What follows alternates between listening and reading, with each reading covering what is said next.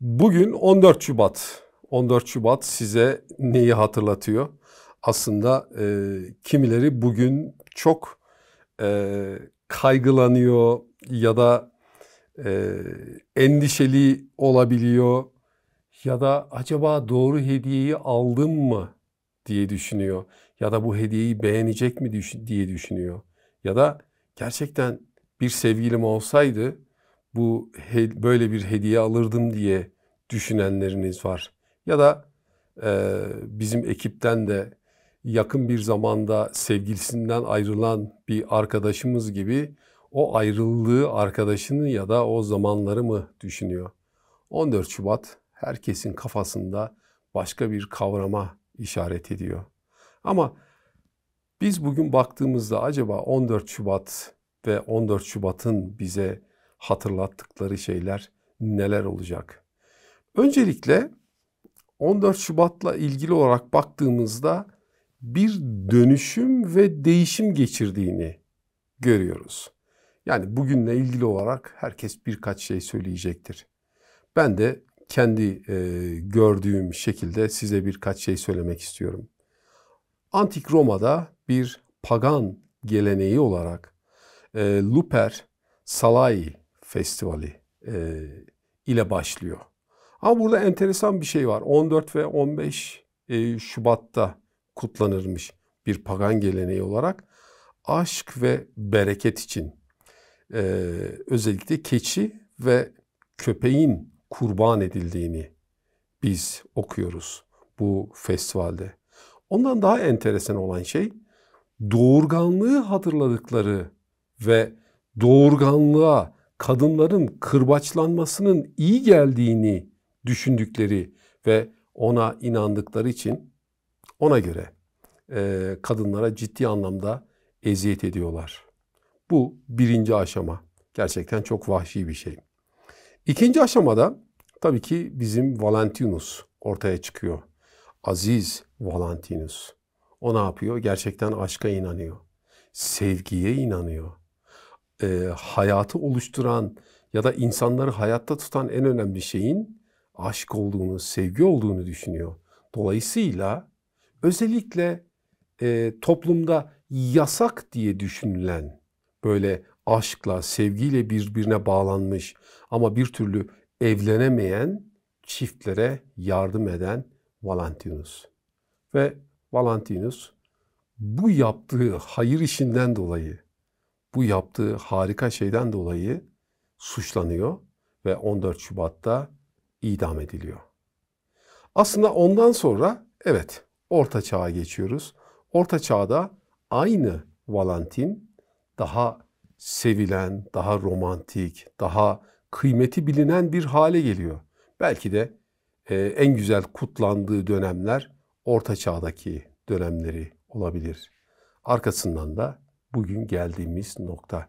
Orası nedir? Ticari, kültürel ve materyalist. Yapılan bazı araştırmalar özellikle bu büyük günlerde, örneğin yılbaşında ya da doğum gününde ya da sevgililer gününde, böyle büyük günlerde doğru hediyeyi bulma, doğru bir şekilde giyinme, doğru sözleri, şiirleri, şarkıları yazma kaygısı ve baskısı o kadar fazla oluyor ki insanların üzerinde ve tabii ki güllerin fiyatı da çok artıyor. O zaman o gün çok pahalı bir gün olabiliyor. Aslında bu şuna benziyor. Evlenen insanlar evlendikleri gün en eğlendikleri gün değil de en çok ay bir sıkıntı çıkmasın, ay bir sorun olmasın, şu günü bir bitirseydik diye yaklaştıkları bir güne benziyor. Oysa aşk demek, sevgi demek, birbirinden keyif almak demek. Birlikte geçirdiğin zamandan keyif almak demek. Böyle büyük bütçeli organizasyonlar ya da büyük pahalı armağanlar değil. Onun yerine gerçekten sevdiğimizi ifade etmek. Çünkü sevgi bize Tanrı'dan geliyor. Aslında hayatımızda var olan her şeyi biz Tanrı'dan öğreniyoruz. Bununla ilgili olarak kutsal kitaba baktığımız zaman şunu görüyoruz. en önemli, sevgiyi anlatan en önemli metin 1. Korintiler 13. bölüm 4 ve 5 arasında yer alıyor. Gerçek sevgiyi anlatıyor. Sevgi sabırlıdır. Sevgi şefkatlidir. Sevgi kıskanmaz, övünmez, böbürlenmez. Sevgi kaba davranmaz. Kendi çıkarını aramaz. Kolay kolay öfkelenmez. Kötülüğün hesabını tutmaz. Sevgi haksızlığa sevinmez. Gerçek olanla sevinir. Sevgi her şeye katlanır, her şeye inanır ve her şeyi umut eder ve her şeye dayanır. Gerçek sevgi budur. Tanrı'nın sevgisi budur. Siz bugün bu sevginin, gerçek sevginin tarif edildiği bu metnin içine kendinizi koyun. Gerçekten sevginiz nasıl? Ve Ezgilerin ezgisi 8. bölüm 6. ayette de şöyle bir şey var. O da sevginin nasıl bir şey olduğunu ortaya koyuyor. Beni yüreğinin üzerine bir mühür gibi, kollarının üzerine bir mühür gibi yerleştir. Tutku ölüler diyarı kadar katıdır. Alev alev yanar, yanıp bitiren ateş gibi. Evet, sevgi bu kadar güçlüdür, aşk bu kadar güçlüdür. Aslında insanı en çok değiştiren de sevgidir. Ancak biz sevgiyi Tanrı'dan öğreniyoruz.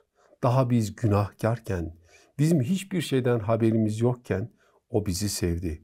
Koşulsuz bir şekilde sevdi. Çok iyi olduğumuz için değil.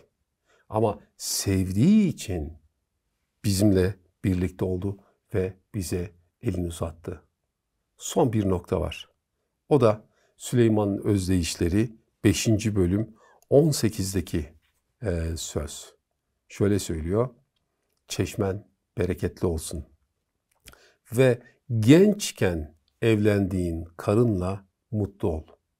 Yani ikide bir değiştirme. Gençken sevdiğin, aşık olduğun, bağlandığın, birlikte yaşamak üzere evlendiğin insana sadık kal. Ölene dek. Hani evlendiğiniz zaman o cümle kuruluyor ya. Ölüm sizi ayırana dek bağlı kalın. Ve mutlu olun. Çünkü bizim gerçek sevgiyle mutlu olabileceğimiz ve gerçek sevgiyi Tanrı'dan öğrenip kendi hayatlarımıza aktarabileceğimiz bir 14 Şubat diliyorum size. Sevgi gününüz kutlu olsun. Esen kalın.